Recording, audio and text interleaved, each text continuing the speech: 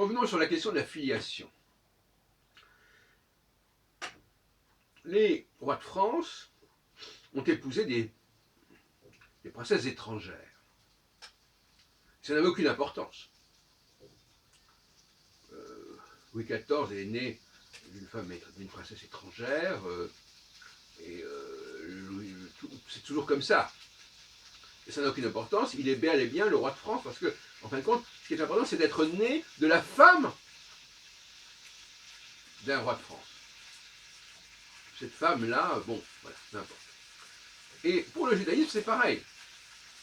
Il faut être juif, c'est être né de la femme d'un juif. Cette femme peut ne pas être juive. Elle devient juive par le fait même qu'elle a épousé ce juif. Elle est d'office convertie au judaïsme par le fait qu'elle a épousé, et même à la limite elle a été engrossée par un juif. Elle est judaïsée par cet engrossement, par cette fécondation. Donc quand on parle de la matrilinéarité en disant qu'on est juif par les femmes, c'est une façon de parler. On est juif par les femmes sous condition que cette femme soit l'épouse d'un juif. Et c'est fondamental, ça. De même qu'on est prince de telle et telle maison royale, parce qu'on est le fils d'une femme qui est l'épouse d'un prince de cette maison royale. Bon. Et il est évident que si quelqu'un est né d'une princesse étrangère, qui n'est pas l'épouse d'un prince français, il ne fera pas partie de la dynastie française. Une évidence. Bon. Alors arrêtons de nous raconter qu'on est juif par les mères. Non, on est juif. C'est une conception de la mère qui est assez particulière. La mère est un canal par lequel l'homme produit un enfant. Bon.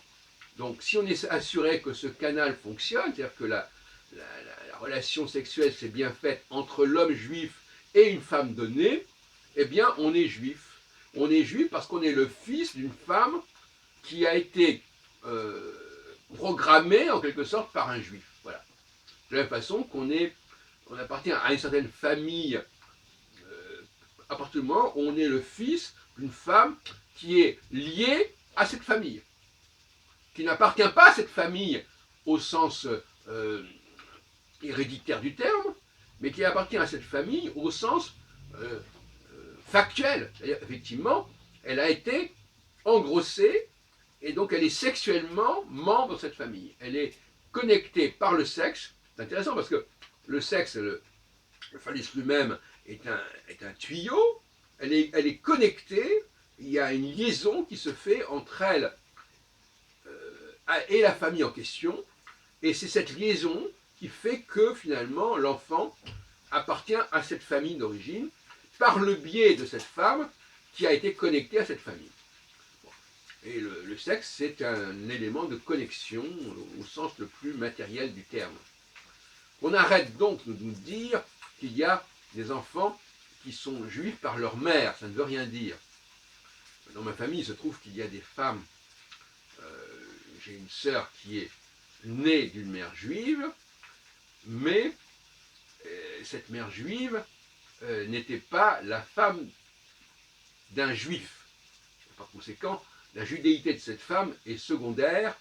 Bon, je sais pas, c'est ma demi-sœur, vous avez compris. À partir du moment où le père n'est pas juif, la femme ne peut pas générer un enfant juif.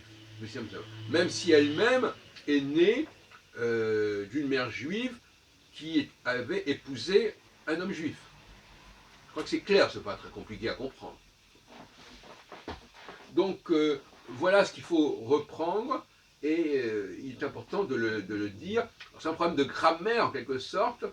Qu'est-ce qu'une mère juive? C'est une mère qui est judaïsée par l'acte sexuel et non pas par sa filiation.